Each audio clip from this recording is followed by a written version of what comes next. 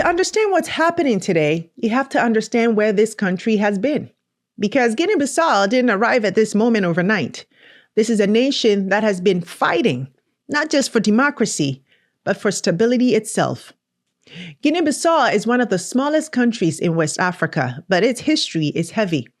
This is the birthplace of Amilcar Cabral, one of Africa's greatest liberation thinkers, a man who believed so deeply in freedom and dignity that he inspired one of the most powerful anti-colonial movements the continent had ever seen.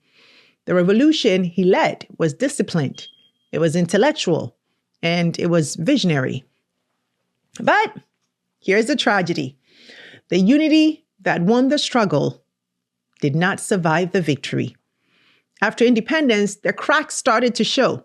The coalition that fought colonialism splintered. Political factions emerged, and the military, which had been essential to the liberation war, never fully stepped out of political life. Instead, it became a permanent actor, a referee, sometimes a kingmaker, sometimes a disruptor. And since then, Guinea-Bissau has lived through a cycle of instability, coups, attempted coups, political assassinations, dissolved parliaments, moments where the state tried to rebuild only to collapse under a new set of pressures.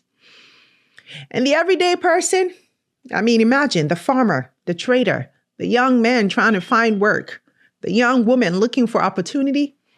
They've lived through all this turbulence without the luxury of stability. The economy has never really diversified.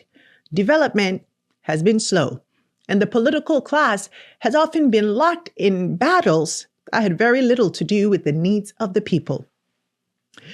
So by the time we get to 2025, Guinea-Bissau is a country carrying decades of unresolved tension, where institutions are just fragile, political trust is extremely low, and the military still sees itself as the ultimate guardian of order.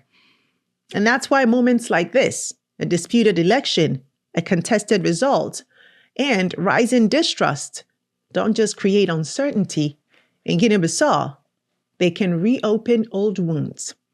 And when those wounds reopen, it doesn't take much for the entire system to slide back into crisis.